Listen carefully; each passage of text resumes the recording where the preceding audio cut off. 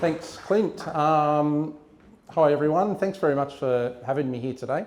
Part of my presentation, I thought I'd put forward a personal one talking about my pathway, my career, my highlights coming through as a greenkeeper, working my way up to becoming a curator. And then going through my challenges, and I've got a few time lapses that I think you guys might be interested in. Let's see if I get the right clicker. Nope. A little bit on who am I. I have 4 siblings. I have twin brothers and a sister. I'm husband to Leanne and father to Blake, 18, and Ava, 13. Well, they're the loves of my life. I'm very passionate about my turf management, gardening, fishing, golf, horses, and all things outdoors. I've been in the turf industry now for about 30 years.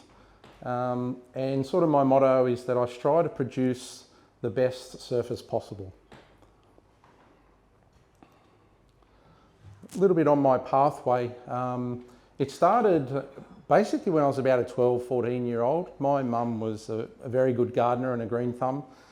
And mum actually enjoyed mowing the lawns, so I would help mum mow the lawns.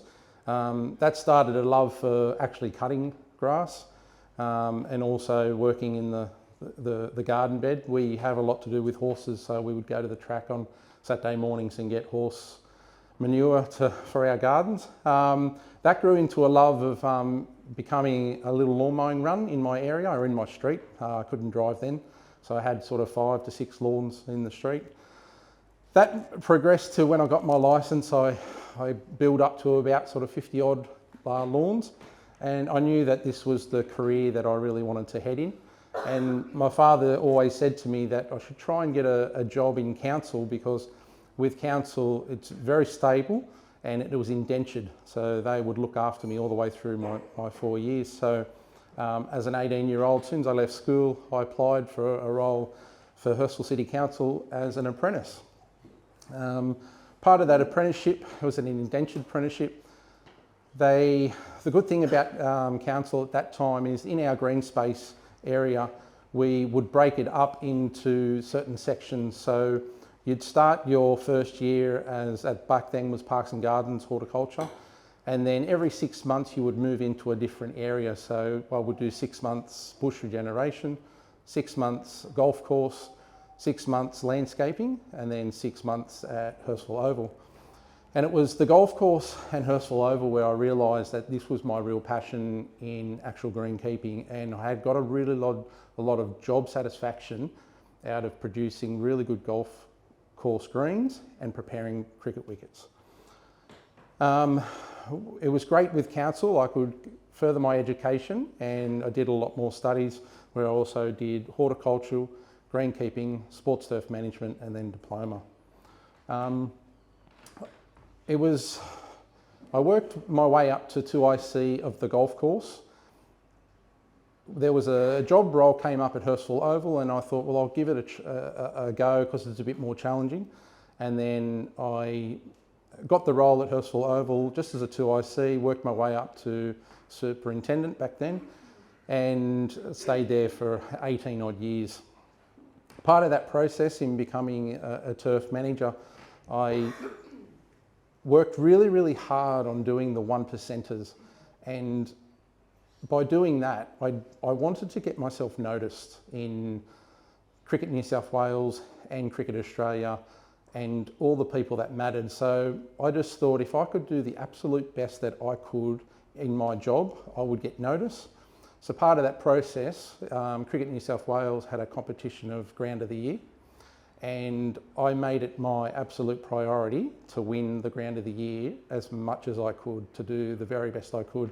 So it was well known in New South Wales that if it was raining, which we've had plenty of in the last 4, well, too much, if it was raining, you'd always get on at Hurtsville Oval, and I was really proud of that, because no matter what, they knew they were always coming to play and play on a good wicket at Hurtsville Oval.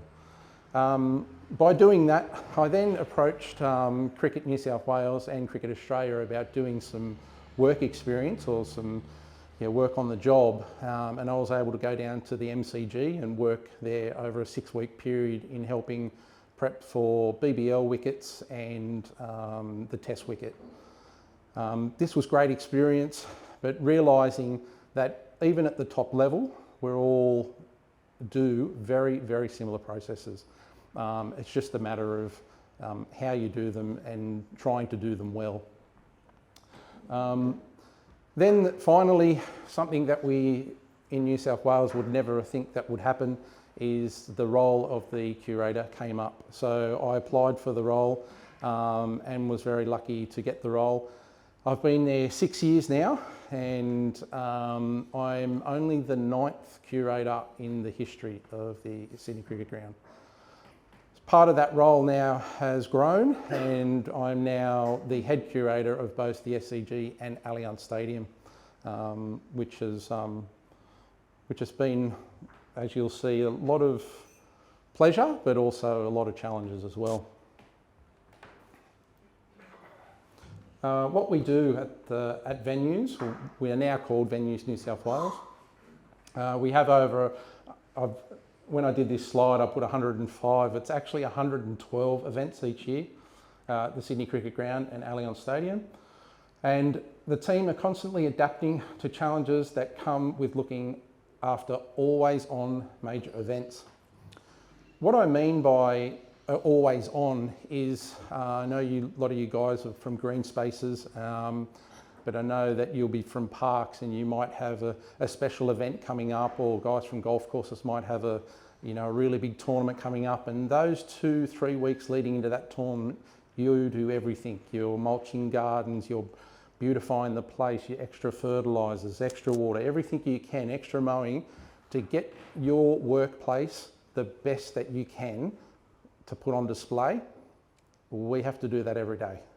So we are on show 365 days a year. So it makes it really hard to try and keep the team up and try and produce the surface the best we can all year round. In our recent events, the opening of the Allianz Stadium, in the first 7 days, we had a concert, rugby league, football, rugby union, and all those had training sessions as well. So in the 7 days, we had post-change, washouts, trainings, all in 7 days, it's unheard of, and the field really showed by the end of it. We then went on to have Bruno Mars concerts, NRL finals, AFL finals at the SCG, 2 Sydney derbies at Allianz, Big Bash season, the New Year's Test, Elton John, and then the full final series of the Rugby A-League and season which is current. Just for you that are unaware, the SCG itself is the home of the Sydney Swans. We signed a few years ago now a 30-year agreement with the Swans. The Sydney Sixers, BBL side, Cricket New South Wales, Sheffield Shield and Marsh Cup, and we are the home of the New Year's Test. Our recent events were the ones on the previous slide. Also Mardi Gras was one they thought they'd throw in during COVID, which actually ended up being quite a success.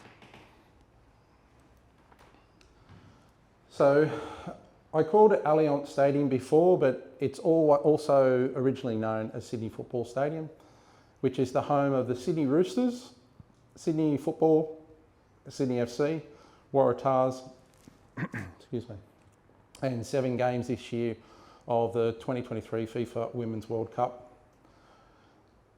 Recent events that we've had at Allianz that's the one that was from the previous slide. The rebuild. The Sydney Football Stadium, or Allianz Stadium, was the original cricket sports ground and number 2 ground were used to host an array of sports from New South Wales games and motorcycle cars, speedway racing, The Sydney Sports Ground and number 2 ground were eventually demolished to allow a building of the Sydney Football Stadium, which opened in 1988. In 2018, the New South Wales government announced that the stadium would be demolished due to safety concerns and be replaced with a new world-class venue. What people didn't really hear the full story in New South Wales. It was very political at the time, but the old Sydney Football Stadium didn't comply with anything at all.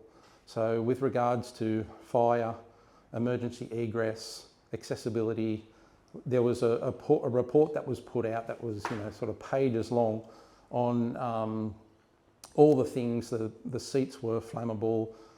There was no sprinkler system. If a fire was happening, it'd have to be put out with a hose. It was just incredible how bad it was. It was that bad that they would have to build stairs on the back southwest corner for people that are in boxes. So for an emergency egress, they would have to go out an emergency stairwell down the back. So part of this process, they actually had to move the Sydney Football Stadium 7 metres to the west so they could be able to get fire trucks around the whole of the stadium. And this was a game changer for Sydney and become the benchmark for accessibility, sustainability and spectator experience, with over 800,000 fans coming through the gates since the opening in late August. I think I've got, this is a time lapse of the build.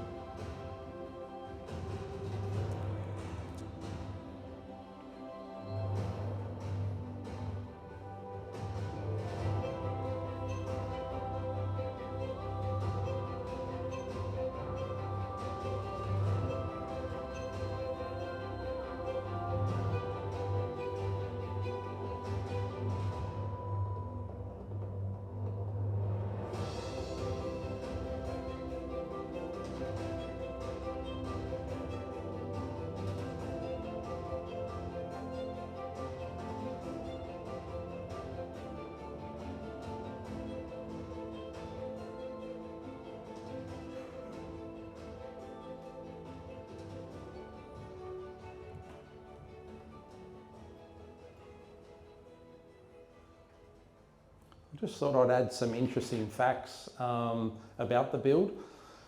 There are 4,000 individual pieces of steel in the roof. A total of 2,000 tonnes of steel has to be fabricated in Western Sydney by S&L Steel. This was the same company that built the Sydney Football Stadium roof in 1988, which was pretty incredible. There was 32,800 bolts were used in the roof structure.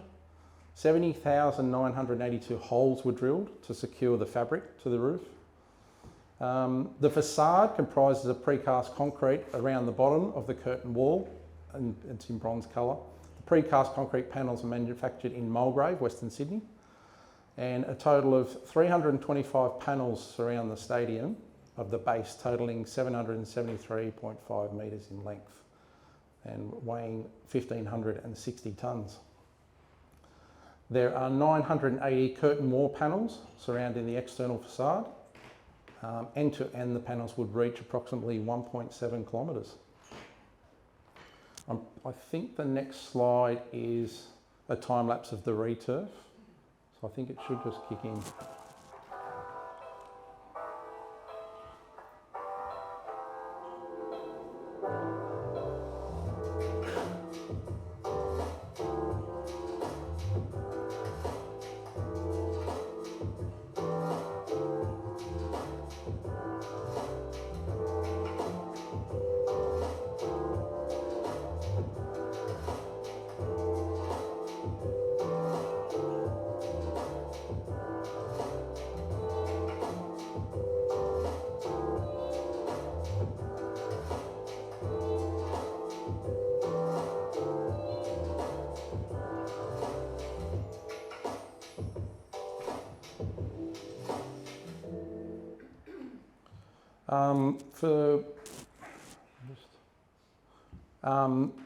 For the people that aren't aware, when we were doing that returfing, you could see different coloration in the turf that was coming in.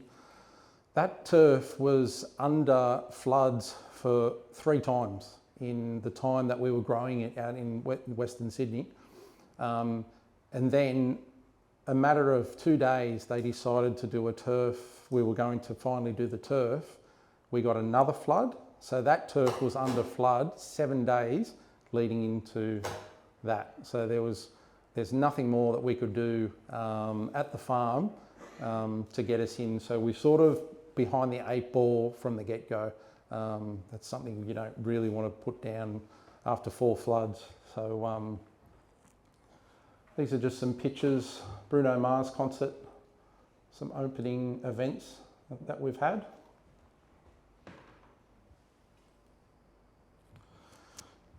Managing the 2 major venues. So I have one team which comprises of 10 staff, broken up into 3 groups: SCG, Allianz and the training field. My gardening group is also another group, but we sort of we move them around. I got the idea of when I was doing my apprenticeship, I really enjoyed the 6 months of moving around doing all parts of the green space and learning all parts of the business. So a part of that with our apprenticeship program, we have 3 apprentices. I try and have 1 year, 2 year and a 3rd year, but I'm not sure if it's the same in South Australia. It seems like it's the same all around Australia. It's so hard getting employees and kids that are interested in greenkeeping, but we still do a monthly rotation. So all the apprentices will work in the section for a month, just so I like to have everyone across every aspect of the business. So we don't just have specific teams to do specific things. We run off a 1-year calendar. So we try and put all our events in a 1-year calendar. This year has been totally different. I'll show you a slide later on. They did some modelling on the events that we would have when they were building the stadium, and they put in 36 events. So we've already had sort of 54 and we haven't even reached a year yet. So I run off an 8-week roster for the teams. So we do this because this day and age, everything's about work-life balance, and I want my guys to be able to enjoy their role and enjoy coming to work, but also having, you know, a bit of a life. So we give them 8-week roster so they can plan their life as well. There's no hiding that we do a lot of weekend works, but you know, they also get the chance to take off their time during the week. We do a lot of team activities. So we try and have a breakfast every 2 months together, and also just an outing. So we might have a day at the races or just something to get away from work and not talk about work and talk about personal life and sort of just, you know, take our mind off things. And the bake a cake. So what we do is, it's a thing the boys came up with a few years ago, which is work to a treat, is that no matter what, everyone makes a mistake sometime during their career. Could be the littlest things, could be a big thing. So to make light of it, I don't mind if a guy makes a mistake. I do mind if they make the same mistake. So we've come up with a thing: if you make a mistake, you have to bake a cake. So what we do is we put all the mistakes up on the board, and then at the end of each month, we vote on who was the biggest mistake, and then the following Monday we have a little morning tea where we all come in and eat cake together. So that also goes for the whole business. So we started it in our team, but now we've created it to bring the whole business into it. So if anyone outside of our team makes a mistake, they normally lose. My highlights. Firstly was my first Ashes in 2018. I was a council worker starting on a biggest stadium in the world. It was my absolute dream to be working at the Sydney Cricket Ground. And 2 months in, I was going to be preparing an Ashes test wicket, the biggest game on our event calendar. So everything was going to plan. Back in 2018, our weather was great. We didn't have the rain. We prepared an absolute pearler of a wicket. Everything was going to plan. And I was walking off the field with the boys, and we always stand at the race. Well, this was my first year, so I just stood at the race. I always liked watching the first over, just to make sure the ball's coming through and the ball's doing the right thing. And it sort of just takes a real weight off your shoulders. So we're standing at the fence, and we're looking down, and we all sort of looked at each other, and we're like, oh, we finally made it. So once that first ball is bowled, it's taken out of our hands. It's in the hands of the umpires. So we're watching the first few balls, and then all of a sudden we looked out, and Steve Smith's bloody waving. I'm thinking, is that for us? And I looked at the boys. I said, is that for us? And he's calling us out, and I thought, oh well, let's wait till the over and see what the go is. Next minute, last ball's bowled, umpire turns around, calls me on. I'm thinking, oh shit, what have I done? We've left a peg, we've left paint, we've left something on the field. I'm just thinking, my first test, I'm going to be live on TV doing something wrong. So I've raced over, he's run over to me, and he's gone, hey, can you see down the chute, the broadcast truck has an LED light on it that lights up the stairs? He said, can you get that turned off for me, please? I can't see the ball. I was like, yeah, no dramas. That's all that was, yeah. I thought the worst, but it ended up being a very good outcome. Next one was the Women's T20 World Cup. That was incredible. I think you guys know the weather that we've had over the last few years. But that week we had over 500 mils of rain. The day leading into it, we had close to 120. And on the day, they weren't getting on. It was pouring. We had 2 semi-finals. And then with cricket, you have to wait. So you've got to wait so broadcast can run off and do their things. You've got to wait the whole thing. Come to the point where we had to cancel the first one, and then you wait for the next game. Well, they've cancelled the first one, and then we waited sort of 10, 15 minutes, and we said to the umpires, there's a gap in this weather. And they said, no, there can't be. And I said, look, there's a gap. I said, if this gap comes over, we'll get on. And if we get on, they'll be able to play straight away, because we knew that we had a new field in, we had really good drainage, we had a great wicket underneath. So all we had to do, the rain just had to stop. So the rain stopped, would you believe? They got on, they played their full session, and the Aussie girls won and went on to win at the MCG. So that was a real highlight for us. The U2 concert, that was incredible. Coming into work that morning, seeing half of the northern end just totally covered, totally destroyed, with 5 semi-trailers on the field, and 4 40-ton cranes, like trucks. It was something I'll never forget, but I'll see a photo later on. It was pretty incredible. It was worthwhile. The Mardi Gras is a funny one. We thought, how was this going to work? But it actually worked really, really well. And it was a chance for Mardi Gras to actually make some money. They put a small charge on the people sitting in the grandstand, which they've never been able to do before. That was just like a big dance party, which was good for everyone. The Sixers win the B-Bell final. We had 200 mils in 2 days leading into that final, and that was another one. They could only play 15 overs each, but they went on to win. And lastly, I put this one in because it's only happened recently. Was Shane and Michael Vaughan. The commentators come down. My office is right near the tractor chute leading onto the ground, and a lot of the time the commentators come down.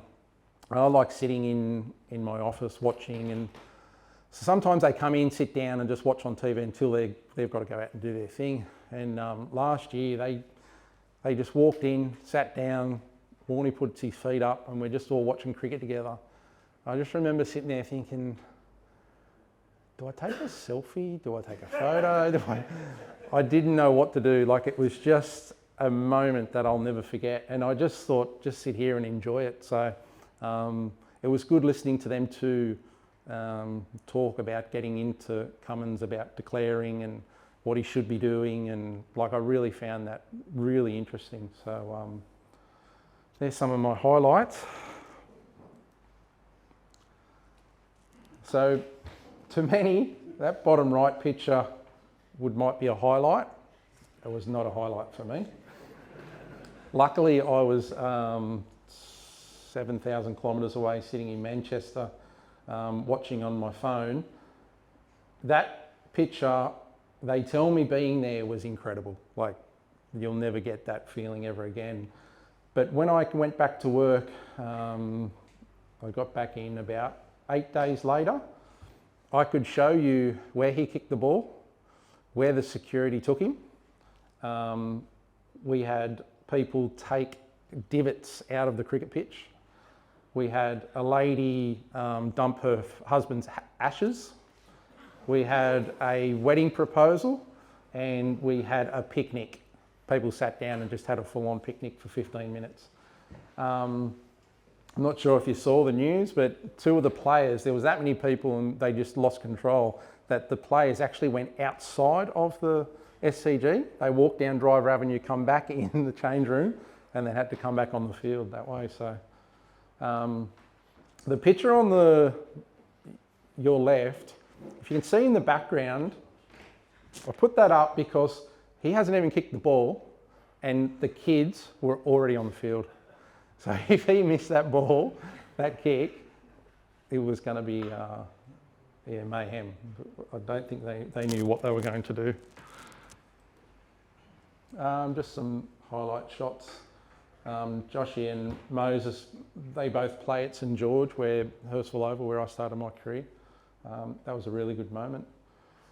And just put some weather photos up. The last 3-4 years is just, I just can't wait for La Nina to kick back in this year. Mardi Gras down the bottom. That was U2 up the top. That was an incredible 2-day event. Having, 100,000 people there was pretty amazing.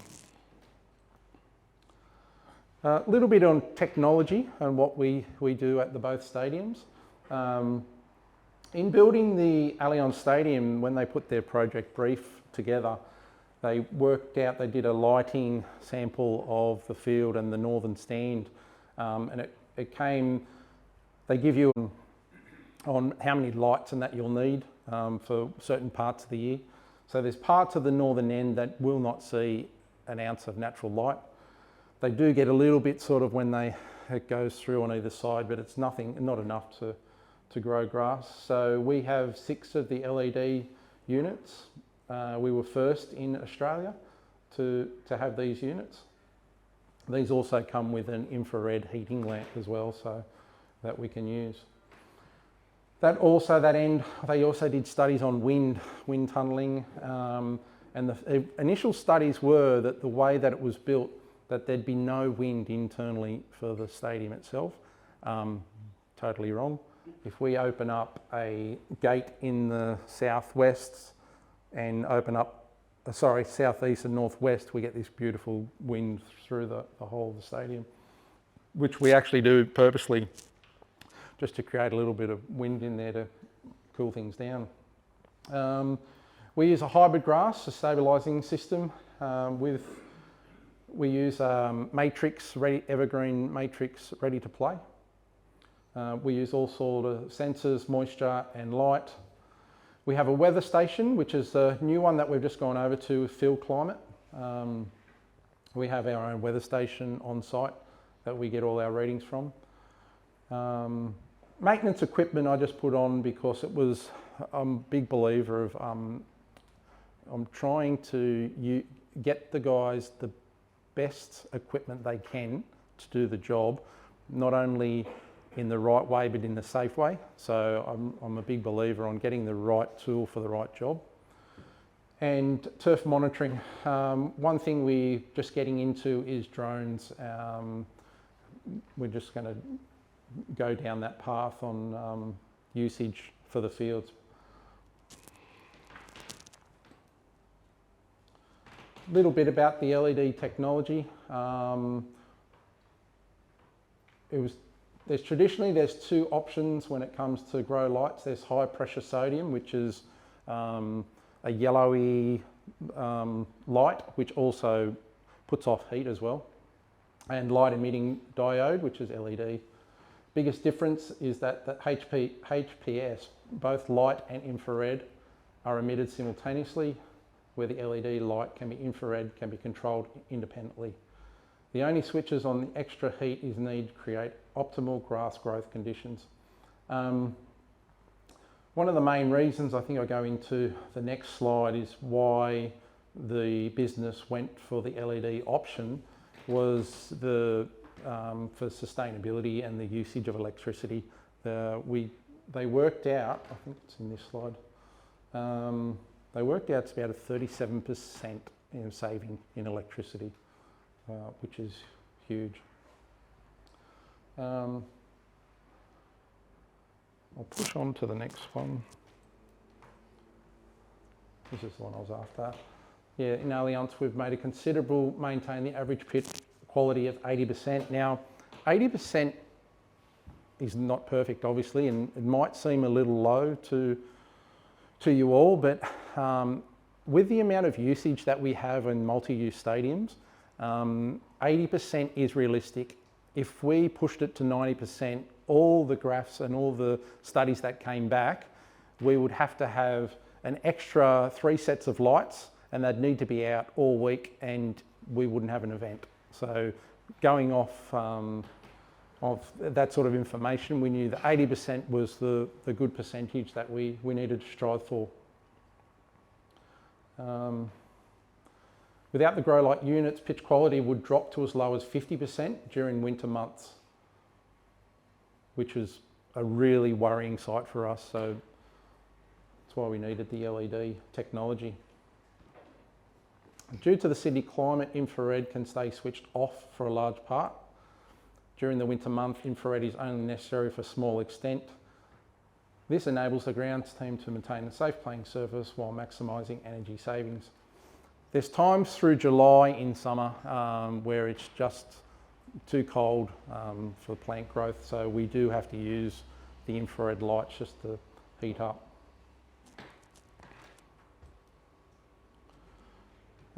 Just some challenges. I think I've just spoke about this. They're affected in many different variables. One of them is the usage. Grass needs light, heat, most importantly, time to recover. When events follow in rapid succession, there's a lack of recovery, especially when there's not enough natural sunlight, and active photosynthesis, a vital process for plant growth. The event schedule from NRL, A-League Soccer, Robbie Williams concerts, all sorts of the events are held at the Allianz Stadium. The extensive use of the stadium pitch, sometimes even 2 events per day, takes its toll on the quality of the grass, especially during winter time, when insufficient natural light hits the pitch for the grass to recover in time for the next event. Because the pitch is used for different types of sports, wear and tear, it is not centralised around specific areas, but uses damages across all of the pitch. And we're finding that now. If you guys follow A-League, our northern end is just so beaten and bashed. The surface itself is actually a great surface, but it just doesn't look the same because we've got a couch surface down the northern end, and we're just struggling to get the ryegrass up with the amount of usage that we have. I just thought I'd put this in. This was the graph that was put forward to actually produce the project brief on the events just in the middle months. After October, November, December in New South Wales is known as the concert period. So when this graph was done, there's 36 or 34 events that they had to model off for the whole of the stadium. I'm not sure if you heard on the news the other day that we currently have 6 concerts available at the Allianz at the moment. where they're about to apply to government to have 20. So that's 20 days of concerts in those 3 weeks periods as well. So we basically actually go from growing grass to actually just replacing grass. So during the concert period, there's no time to be able to grow the grass properly. So in our turf farm, we have a certain amount that I plant each year. Like I said, we work off a yearly calendar. Part of that calendar is working out the concerts that we have coming up and then working to replacing.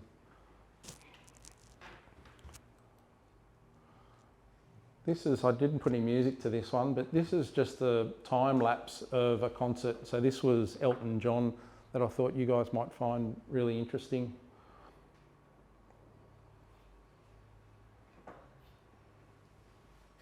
It's pretty amazing how they put the stage up.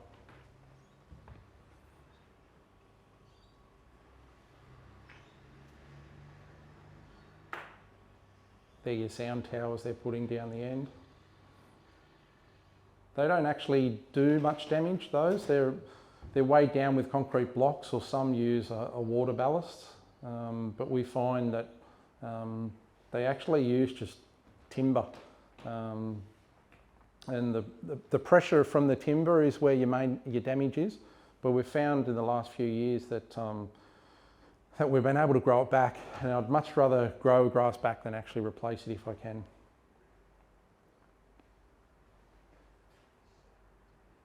This was a tough one. Elton John likes seating.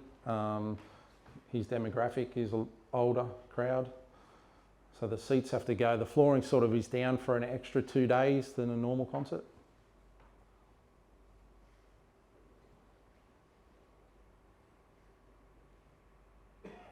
These are power trays. They create more damage than anything else. Just the heat of the actual cable tray, the leads.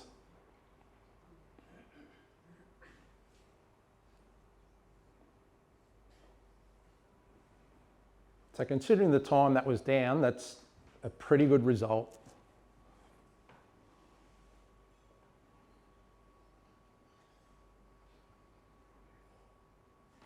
That line there, that was through, that's the main pressure line that they use. It's a 6-pillar post stage, so that's where they do mainly their weight is. We also, when they build the stadium, it's to build the stage into the back of the grandstands.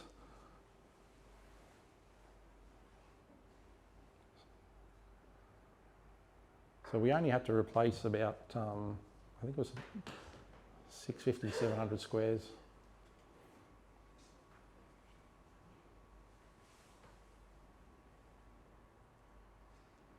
It's pretty cool, that one.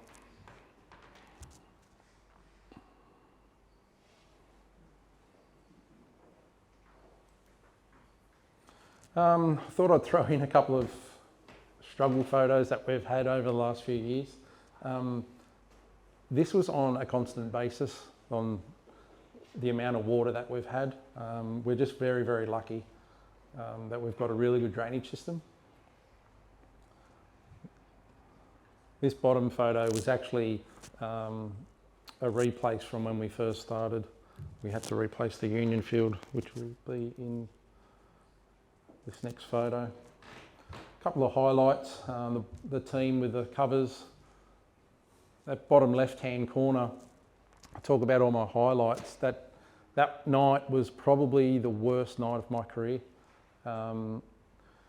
We'd just gone from a cricket season, I'm not sure if you guys would remember, but that cricket season, 18-19, was 56 degrees was taken out in the middle of the square.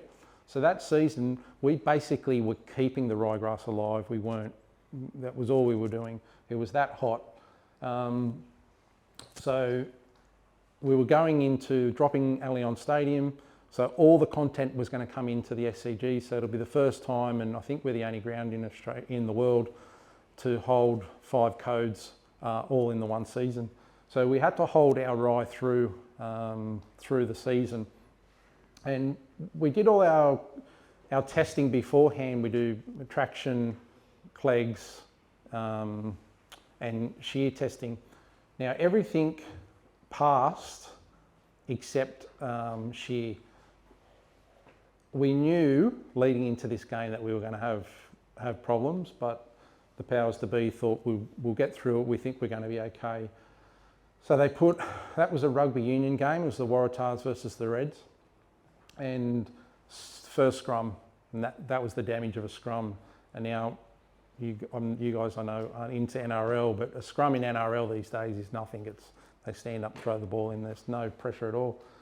But a scrum in rugby, the guys are pushing like a ton of pressure, and it just absolutely collapsed and gave way. So it was a terrible night. The good thing about that night was the Reds forwards came and helped us and said to us, not to worry, boys, it's all good. And they sort of tried to make us feel better, but yeah, it was not good. And that's it. Thank you.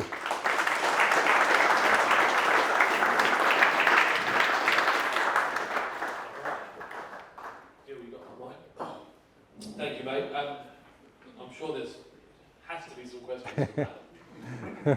Any questions? Oh, I've got some. So you talked about the biggest mistakes in making the cakes. What's your biggest mistake?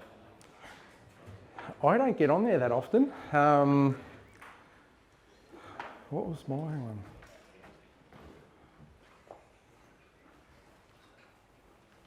Maybe think outside of... Yeah. No, I'm just thinking, the SCG. I'm not perfect by any means. I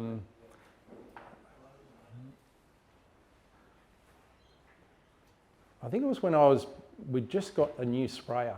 That was probably my biggest one. And just learning on how to use it. And we would stop at the table and then take off, but we didn't realise that the pressure of the gauge was just going through the roof. It was on manual, not auto. And we finished off the rest of the spray, and then 2 days later you just had these black lines of the iron. That was, but yeah, I don't make. Oh, sorry. I make mistakes, but just not at work. It'd be good to get to ask that question to your team, I guess. Yes, that 100%. Yeah. Probably have some more insight.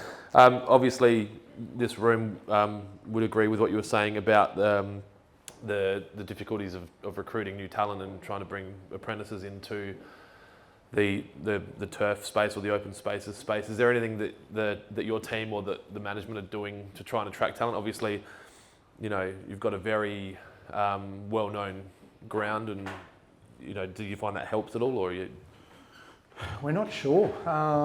We're advertising in different areas. We're thinking now that we need to maybe go to schools and sort of do a bit of a recruitment drive. But everyone we speak to in all the states, everyone's going through the same experience. So, look, I'm not too sure. There's sort of things we're working on in the background nationally. All the curators from around Australia. So hopefully that might come into place sort of maybe in 6 months. But yeah, I'm not too sure. These days, the kids want to do nothing and get paid $1 squillion. So, have you seen a movement in the pay rates for that? I mean, I've been in the industry, well, the landscape and irrigation industry, but obviously dealing with councils and golf courses and open spaces for a long time. And I've kind of watched from the sidelines and been quite conscious of the fact that the wages, you can almost get paid. Well, you can get paid more money to do other things, so you really have to get into it because you care about it and because you love it. Have you seen that move at all, or do you think there's some, wage reform there that might help? Definitely we need that wage reform. Yeah, I think that's a big part of it. We have changed. We pay overs. A lot of in New South Wales do, but I think what I've been told, it's sort of our way of living in New South Wales. We need to be paid overs to be able to live in New South Wales. So yeah, I think pay is a big one that we need to look at. Do you think that overs almost in New South Wales just becomes neutral?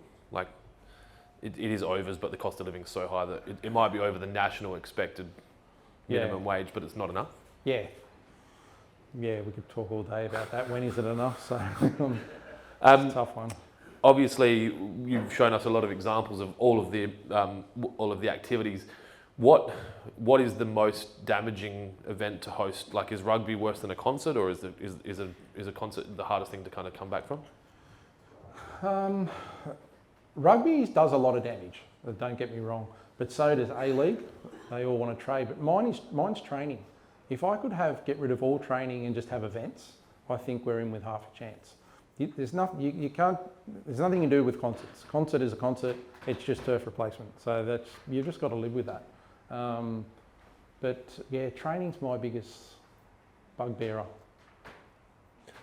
You obviously talked about you probably meet some pretty well-known people and some people that would be looked up to by a lot of Australians. I guess, was that the Warnie and that moment the most starstruck moment that you've had, or has there been, I guess, concerts that have kind of... Yeah, concerts is weird. You're not allowed to look at them. They try to come out of there, like it's just the whole concert pit fraternity. It's real weird. That one, it's weird because... Explain. No. Look, Shane would talk to us all the time. Like, he was really supportive of curators in Australia, and sort of we loved him. So I think it was more just the both of them, having both of them in there and just openly talking about cricket, their theories, what Cummings should be doing, and that. It was just like, wow. On the pitch, it's always they want information, they want something. But yeah, you do. I do. I'm lucky. I get to meet a lot of people. So, but I'm also like stay out of the limelight as well. I think that's probably a key benefit if you get too starstruck in that kind of role, that you can probably lose sight of what you're actually there to be doing, and you're more worried about getting an autograph or a selfie than actually ensuring that the job's being done. Yeah, exactly. So the photo you showed, that time lapse of the concert, what was that period for the Elton John concert of setting? That was a period of 7 days. And that end where you have the stage, the northern end. Yep. That's a preferred end for Allianz. Yep. Yeah, when they built the stadium, everything was built. All your main exits, your main power, everything's down the northern end. So that works until you have an Ed Sheeran or Adele. Yeah, wanting to stick something in the middle. Stage. Yeah. And that just is what it is. Yeah, that is what it is. But they're making that much money. A full returf is nothing to them.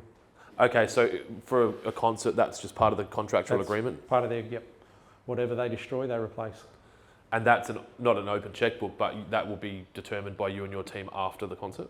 Yeah, they're meetings that we have leading into a concert, and we make them well aware. They give us floor plans, what flooring that they use, so we can determine, we know what they'll lose, and then we just give them a rough estimate, and then we'll walk afterwards and then determine what actually needs to be done. And all of that, the plastic that goes on the oval, is that Allianz, or does every concert roll in their own? Yeah, that's just flooring. So that flooring that we saw at the footy yesterday, it's just that flooring. Yep. Yep. I thought we weren't going to talk about the footy yesterday. Has anyone thought of any questions while I've been up here? Hang on, Mudge.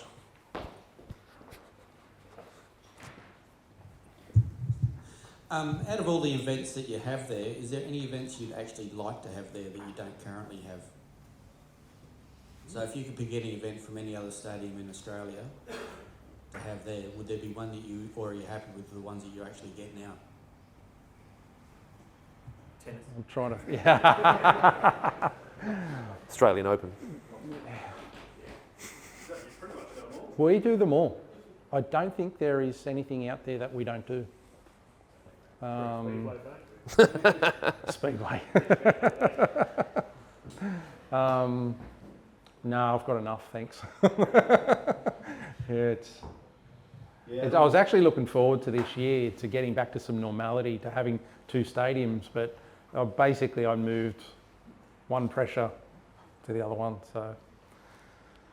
Well, we'll talk about line marking earlier, but I'm not sure how much line marking goes on everyone's ovals here, but you said that that's another challenge. Obviously, Hoffy's probably experiencing right now. Yeah. Do you want to just talk about that a bit? Yeah, the line marking itself, we use special products that when we do our washouts. So most weekends, it'll die off a bit now, A-League's finishing up, and then we'll just do washouts between Union and NRL. With the line markings, a lot of products that we use now that we can wash out pretty easy. Our main problem is the biggest sponsorship logos.